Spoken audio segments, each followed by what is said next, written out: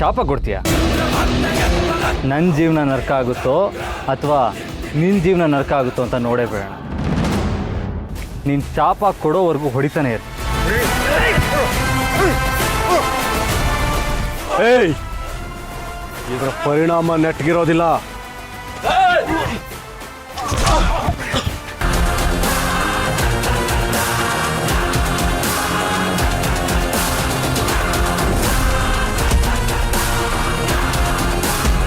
ಈ ಅಮೃತೇಶ್ವರನ ಮೈಮುಟ್ಟಿ ಅವಮಾನ ಮಾಡಿದವ್ರನ್ನ ಯಾವತ್ತೂ ಸುಮ್ಮನೆ ಬಿಡೋದಿಲ್ಲ ನಾನು.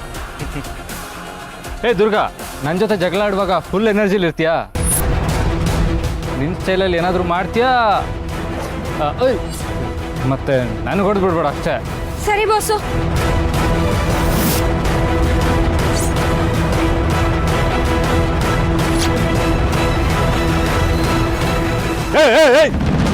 ಏನ್ ಮಾಡ್ತಿದ್ಯಾ ನೀನು?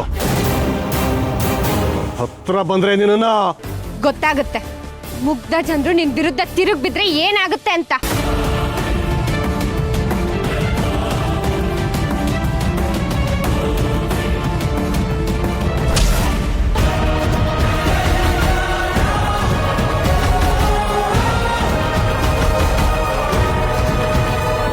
ನೀನ್ ನನ್ ತಟ್ಟೆಗೆ ಬಂದಿದ್ರು ನಾನು ಸುಮ್ಮನೆ ಇರ್ತಿದ್ದೆ. ಆದ್ರೆ ನಮ್ಮ ಮನೆಯವರು ಅಮಾಯಕರು. ಅವ್ರನ್ನ ಅವ್ರ ಪಾಡಿಗೆ ಇರೋದಕ್ಕೆ ನೀನ್ ಬಿಡಲ್ಲ ಅಲ್ಲ? ಇವತ್ ಮಾತ್ರ ನೀನು ನಾನು ಸುಮ್ಮನೆ ಬಿಡಲ್ಲ. ಏನೇ ಮಾಡ್ತಿದ್ಯಾ? ಗುರುಗಳವರು ದೊಡ್ಡವರು ಕಣೆ, ಹೊಡಿಬೇಡವೆ. ಪ್ರಭಾ, ತಡಿಬೇಡ ಅವಳನ್ನ. ಅವಳನ್ನ ಏನಾರ ನೀ ತಡೆದ್ರೆ ನಿನ್ನ ಮನೆಯಿಂದ ಆಚೆಗೆ ಹಾಕ್ಬಿಡ್ತೀನಿ ನಾನು.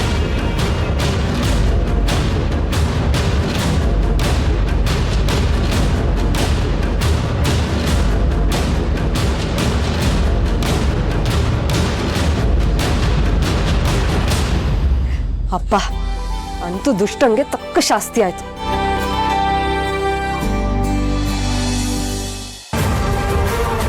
ಸರಿಯಾದ ಸಮಯಕ್ಕೆ ನೀವು ಬಂದ್ರಿ. ಇಲ್ಲದೆ ಹೋಗಿದ್ದಿದ್ರೆ ಆ ಪಾಪಿಗಳು ನಮ್ಮ ದುರ್ಗನ್ನ ಎಳ್ಕೊಂಡು ಹೋಗ್ಬಿಟ್ಟಿರ್ತಿದ್ವಿ. ನಿಮ್ ನೆಮ್ಮದಿಗೆ ಜಾಸ್ತಿ ಆಯಸ್ಸಿಲ್ಲ ಅರ್ಚಕ್ರೆ.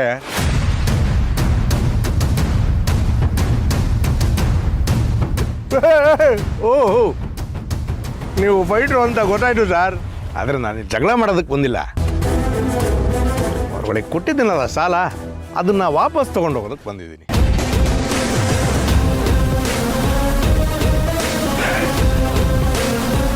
ನಾನೇನೋ ಪಾಪ ಅಂತ ನಿಮ್ಗಳಿಗೆ ಸಾಲ ತೀರ್ಸೋದಕ್ಕೆ ಟೈಮ್ ಕೊಟ್ಟಿದ್ದೆ. ಆದರೆ ನಿಮ್ಗಳಿಗೆ ಪಾಪ ಅಂದರೂ ನನಗೇ ಪಾಪ ಸುಟ್ಕೊಳಂಗೆ ಆಗಿದೆ. ಆಗೋದಿಲ್ಲ ಸ್ವಾಮಿ, ಇನ್ನ ಒಂದು ಸೆಕೆಂಡು ನನಗೆ ಕಾಯೋದಕ್ಕೆ ಆಗೋದಿಲ್ಲ. ಅಂದ ನನ್ನ ದುಡ್ಡು ವಾಪಸ್ ಕೊಡಿ, ಇಲ್ಲ ಮನೆ ಖಾಲಿ ಮಾಡು.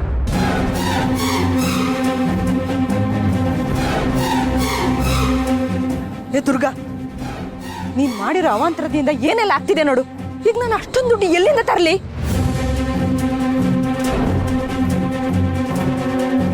ಪಾಪ ದುರ್ಗಾ ಎಂತ ಇಕ್ಕಟ್ಟಲ್ಲಿ ಸಿಕ್ಕಾಕೊಂಡಿದ್ದಾಳೆ. ನನ್ನ ಕೈನಲ್ಲಿ ಸಾಧ್ಯ ಆಗಿದ್ದಿದ್ರೆ ಹೇಗಾದ್ರೂ ಮಾಡಿ ಇವಳಿಗೆ ಸಹಾಯ ಮಾಡ್ತಿದ್ದೆ. ಎಷ್ಟು ಕೊಡಬೇಕು? 4 ಲಕ್ಷ.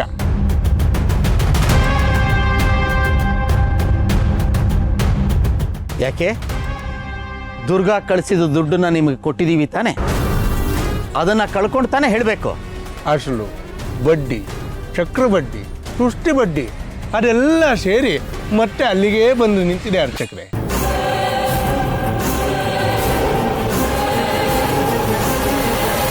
ಒಂದು ನಿಮಿಷ.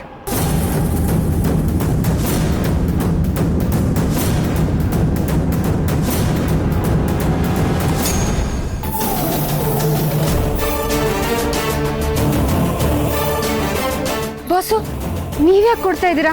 ಇದನ್ನ ನಾವು ಮಾಡ್ಕೊಂಡಿರೋ ಸಾಲ. ನಾವ್ ಹೇಗೋ ದುಡ್ಡು ಹೊಂದಿಸಿ ನಾವು ಸಾಲ ತೀರಿಸ್ತೀವಿ. ಬೇಡ ಬಾಸು, ನೀವ್ ಕೊಡ್ಬೇಡಿ. ಪರವಾಗಿಲ್ಲ ದುರ್ಗಾ, ಇವತ್ತು ನಾನು ಹ್ಯಾಂಡಲ್ ಮಾಡ್ತೀನಿ. ನೆಕ್ಸ್ಟ್ ಯಾವಾಗಾದ್ರೂ ನಿಧಾನಕ್ಕೆ ನೀನು ವಾಪಸ್ ಕೊಟ್ಟರೆ ಆಯಿತು ಬಿಡು.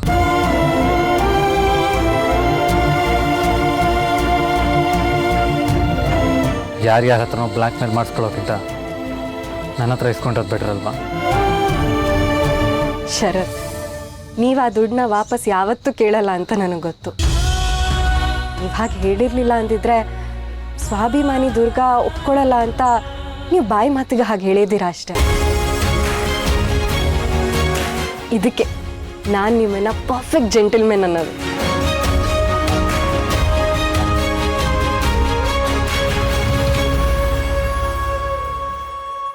ಇದೇ ಕೊನೆ. ಇನ್ನೊಂದು ಸಲ ಸಾಲ ದುಡ್ಡು ಅಂತ ಇವ್ರಿಗೆಲ್ಲ ತೊಂದರೆ ಕೊಟ್ಟರೆ ಪರಿಣಾಮ ನೆಟ್ಟಿಗಿರಲ್ಲ.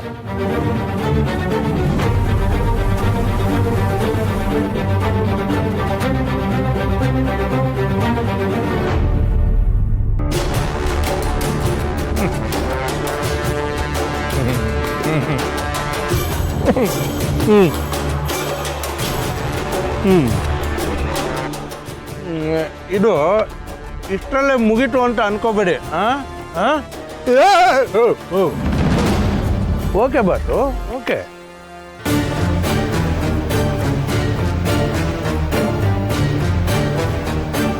ನೀವು ನಮಗೆ ಸಹಾಯ ಮಾಡಿಲ್ಲ, ನಮ್ಮ ಸಮಸ್ಯೆನ ಜಾಸ್ತಿ ಮಾಡಿದ್ದೀರಾ.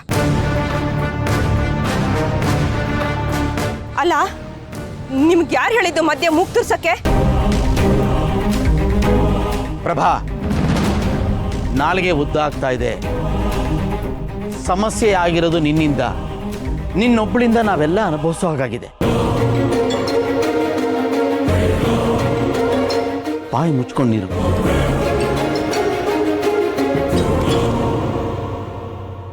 ನೀವು ಮಾಡಿರೋ ಉಪಕಾರ ತುಂಬ ದೊಡ್ಡದು. ನಾನು ನಿಮಗೆ ಋಣಿಯಾಗಿರ್ತೀನಿ. ಸರ್, ಹಾಗೆಲ್ಲ ಯಾಕೆ ಹೇಳ್ತೀರಾ? ನನ್ನ ಸ್ಥಾನದಲ್ಲಿ ಯಾರೇ ಇದ್ದರೂ ಈ ಕೆಲಸ ಮಾಡಿರೋರು. ತಪ್ಪು ತಿಳ್ಕೊಳ್ಳದೆ ಹೋದರೆ ನಿಮ್ಮಿಂದ ಇನ್ನೊಂದು ಉಪಕಾರ ಕೇಳ್ಬೋದಾ? ಖಂಡಿತ ಕೇಳಿ ಸರ್. ನಮ್ಮ ದುರ್ಗನ್ನ ಇಲ್ಲಿಂದ ಕರ್ಕೊಂಡು ಹೊರಟೋಗಿ.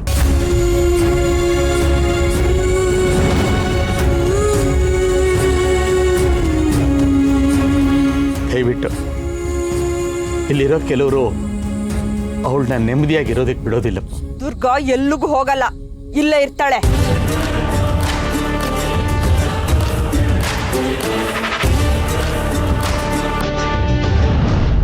ದುರ್ಗಾ, ನೀನು ಶರತ್ತು ಮಗು ಜೊತೆ ಸಿಟಿಗೆ ಹೊರಟ್ಬಿಡಮ್ಮ.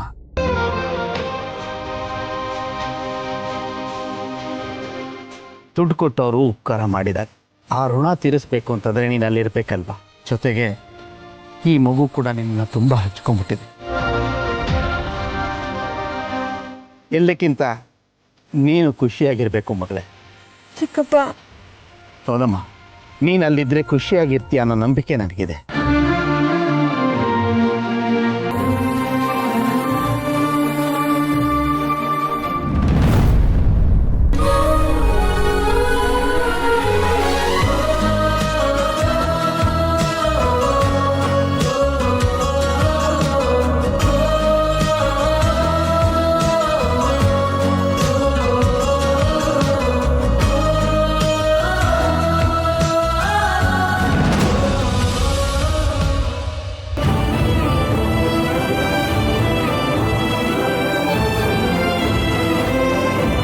ಚಿಕ್ಕಪ್ಪ, ಬರ್ತೀನಿ ಚಿಕ್ಕಮ್ಮ.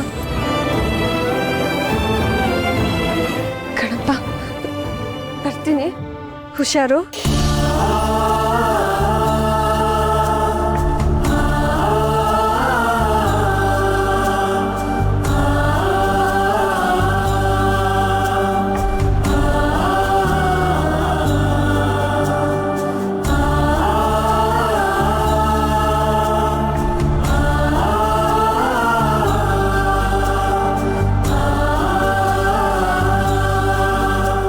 ಹಬ್ಬ ಅಂತೂ ದುರ್ಗಾ ಹೆಗಲ ಮೇಲಿದ್ದ ದೊಡ್ಡ ಭಾರ ಇಳಿತು. ನಿರ್ಗಮನ, ಆಗಮನ, ಮತ್ತೆ ನಿರ್ಗಮನ, ಬದಲಾವಣೆ, ಪರಿವರ್ತನೆ. ಛೇ, ಇಲ್ಲಿವರೆಗೂ ಬಂದು ಒಂದ್ಸಲನೂ ಅಪ್ಪನ ಮಾತಾಡ್ಸಕ್ಕಾಗ್ಲಿಲ್ವಲ್ಲ. ದುಷ್ಟ ಶಿಷ್ಟ ಸಮಾಗಮ, ದುಷ್ಟ ಶಿಷ್ಟ ಸಮಾಗಮ.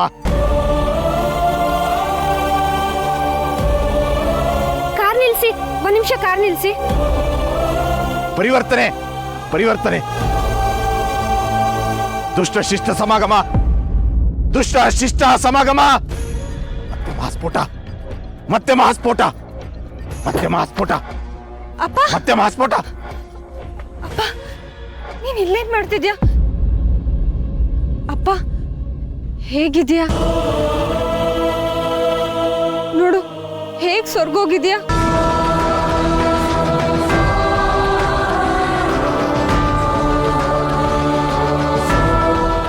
ಇವರು ನಮ್ಮಪ್ಪ ಶಂಭು ಅಂತ. ನಮಸ್ತೆ. ವೇದನೆ, ಮರಣ ವೇದನೆ. ಮತ್ತೆ ಮುಂಜಾವು, ಬೆಳಕಿಗೆ ಮುನ್ನ ಕತ್ತಲು, ಘೋರ ಕತ್ತಲು. ಹುಷಾರು, ಕತ್ತಲು, ನಾಪತ್ತೆ ನಾಪತ್ತೆ.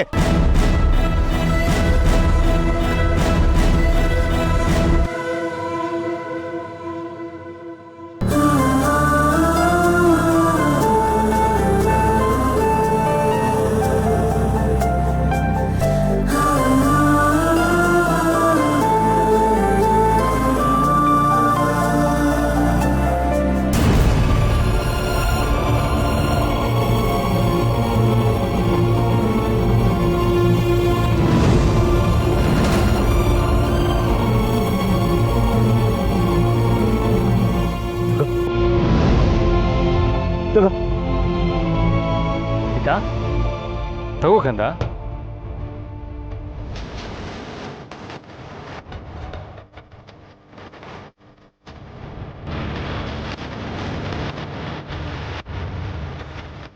ಜೋಪಾನ ಜೋಪಾನ.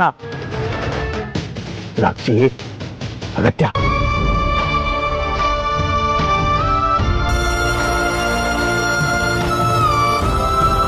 ಇಷ್ಟಾರ್ಥ ಸಿದ್ಧಿರಸ್ತು.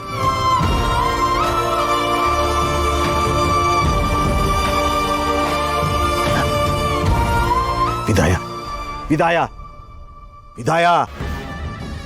ಗುರು ಪ್ರಾರಂಭ, ಮಹಾಪ್ರಾರಂಭ. ಪ್ರಯಾಣ ದೂರ, ಪ್ರಯಾಣ ಶುರು. ದಾರಿ ದೂರ, ದಾರಿ ದೂರ. ಜೋಪಾನ, ಜೋಪಾನ. ಅಪ್ಪ ಹುಷಾರು, ಸರಿಯಾಗಿ ಊಟ ಮಾಡಪ್ಪ. ಅವಳಿರೋ ಕಡೆ ಹೋಗ್ಬೇಡ ನೀನು. ನಾನೇನು ಬರ್ತೀನಿ. ಹೊಸ ದಾರಿ, ಕಲ್ಲು ಮುಳ್ಳು. ಪ್ರಯಾಣ ಜೋಪಾನ, ಪ್ರಯಾಣ ಜೋಪಾನ, ಪ್ರಯಾಣ ಜೋಪಾನ. ನಾವೇನು ಬರ್ತೀವಿ.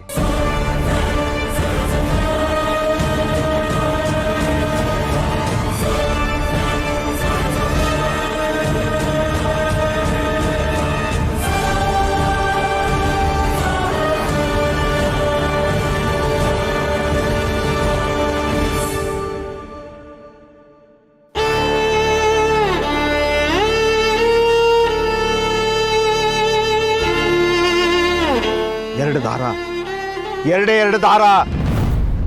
ಅಲ್ಪಶಕ್ತಿ, ಬೇರೆ ದಾರ ಭದ್ರ. ಹುಷಾರು, ಹುಷಾರು. ಏನ್ ಹೇಳ್ತಿದ್ದೀರಾ? ಇರ್ಲಿ, ಮಿತಿ ಇರ್ಲಿ. ಅಲ್ಪಶಕ್ತಿ ಮಿತಿ ಮೀರಿದ್ರೆ ಸೋಲು, ಸೋಲು. ಇಲ್ಲ, ಸತ್ಯ ಗೊತ್ತಿಲ್ಲ. ಕಾಣೋ ಸತ್ಯ ಅಲ್ಪ, ಕಾಣದ ಸತ್ಯ ತುಂಬಾ. ಅಂದ್ರೆ ನನಗೆ ಕಾಣ್ತಿರೋ ಸತ್ಯನೇ ನಿಜ ಅಲ್ಲ, ಬೇರೆನೇ ನಿಜ ಇದೆ ಅಂತನಾ? ಶಕ್ತಿ, ಸಿದ್ಧ ಶಕ್ತಿ ವಿರುದ್ಧ ಹೋರಾಟ. ಮೋಸ, ನೋವು, ಹೋರಾಟ. ಇಲ್ಲ, ಅಸಹಾಯಕ, ಅಸಹಾಯಕ. ಏನ್ ಹೇಳ್ತಿದ್ದೀರಾ? ನೀವಾಡೋ ಮಾತಿಗೆ ಅರ್ಥ ಇಲ್ಲ ಅಂತ ಎಲ್ಲರೂ ಹೇಳ್ತಾರೆ, ಆದ್ರೆ ಅದೆಲ್ಲದಕ್ಕೂ ಏನೋ ಗೂಢಾರ್ಥ ಇದೆ ಅಂತ ನನಗನ್ನಿಸ್ತಿದೆ. ದಯವಿಟ್ಟು ಹೇಳಿ, ನೀವೇನು ಹೇಳೋದಕ್ಕೆ ಪ್ರಯತ್ನ ಪಡ್ತಿದ್ದೀರಾ? ಮೋಸ, ಗುರುದ್ರೋಹಿ, ಮೋಸಗಾತಿ. ಮತ್ತೆ ಮತ್ತೆ ಮೋಸ, ಮತ್ತೆ ಮತ್ತೆ ಮೋಸ. ಅವಳೆ ಅವಳೆ ಮೋಸಗಾತಿ, ಅವಳೆ ಮೋಸಗಾತಿ, ಅವಳೆ ಮೋಸಗಾತಿ.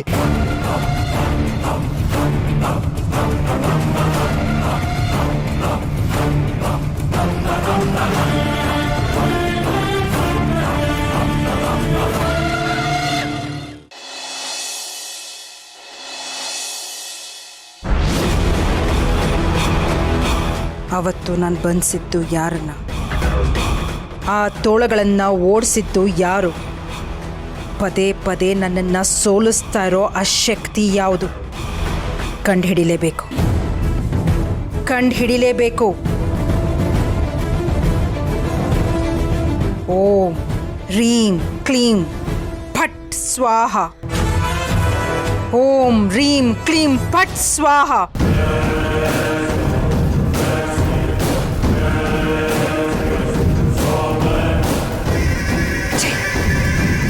ಪ್ರತಿ ಸಲನೂ ಯಾಕಿದೆ ಮನೆ ತೋರಿಸುತ್ತೆ, ಯಾಕೆ ಹೀಗಾಗ್ತಿದೆ, ಆ ಶಕ್ತಿ ಯಾವುದು ಅಂತ ಯಾಕೆ ನನಗೆ ಕಂಡುಹಿಡಿಯಕ್ಕಾಗ್ತಾ ಇಲ್ಲ. ಈ ಅಂಜದ ಎದೆಯಲ್ಲಿ ನಂಜೇ ಇಲ್ಲ, ಬಗ್ಗುವ ಆಳಲ್ಲ. ಯಾಕೆ ಯಾಕೆ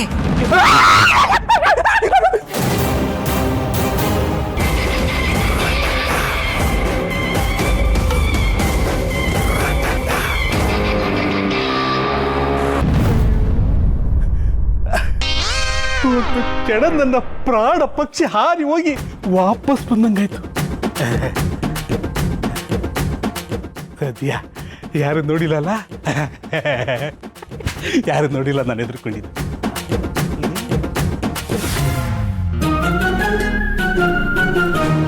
ವೀಳ್ಯದೆಲೆ,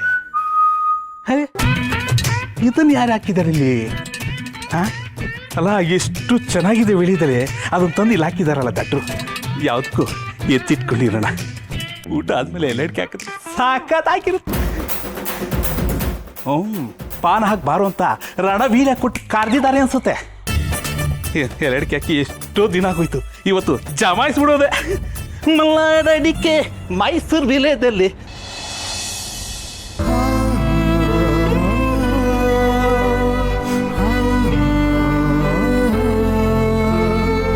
ದುರ್ಗಾ, ನಿಮ್ಮ ತಂದೆ ನೀವೇನು ಕೇಳ್ತೀರಾ ಅಂತ ಗೊತ್ತಾಯ್ತು ಬಾಸು. ನಿಮ್ಮ ತಂದೆ ಯಾಕೆ ಊರೆಲ್ಲ ಅಲಿತಿರ್ತಾರೆ, ಅವ್ರು ಏನಕ್ಕೆ ಮನೆಗೆ ಬರಲ್ಲ, ಅವ್ರು ಏನಕ್ಕೆ ಆ ಥರ ಎಲ್ಲ ಬಟ್ಟೆ ಹಾಕ್ಕೊಂಡಿರ್ತಾರೆ, ಈ ಥರ ಎಲ್ಲ ನಿಮ್ಮ ತಲೆಯಲ್ಲಿ ನೂರಾರು ಪ್ರಶ್ನೆಗಳು ಬರ್ತಿದೆ ಅಂತ ನಂಗೆ ಗೊತ್ತು. ಆದರೆ ನೇರವಾಗಿ ಹೇಗೆ ಕೇಳೋದು ಅಂತ ಮುಜುಗರ ಅಲ್ವಾ? ಅದು ಹಾಗಲ್ಲ ಬಾಸು. ಅವ್ರು ಇರೋದೇ ಹಾಗೆ. ಅಮ್ಮ ತೀರ್ಕೊಂಡ್ರು, ಅಕ್ಕ ಕಳ್ದೋದ್ಲು, ಇದೆಲ್ಲ ಆದ್ಮೇಲೆ ನಮ್ಮಪ್ಪ ಹೀಗಾಗೋದ್ರು. ಮೊದಲೆಲ್ಲ ನಮ್ಮಪ್ಪ ಅಂದ್ರೆ ಸುತ್ತ ಹತ್ತೂರಲ್ಲೂ ಗೌರವ. ಪ್ರಧಾನ ಅರ್ಚಕರು ಶಂಭು ಅವ್ರು ಬರ್ತಿದ್ದಾರೆ ಅಂದ್ರೆ ಎಲ್ಲರೂ ಕೈ ಮುಗ್ದು ನಿಂತ್ಕೊಂಡು ಕಾಯೋರು. ಆದ್ರೆ ಇವಾಗ ಅವ್ರು ಬರ್ತಿದ್ದಾರೆ ಅಂದ್ರೆ ಆ ದಾರಿಲಿ ಯಾರೂ ಬರೋದಿಲ್ಲ.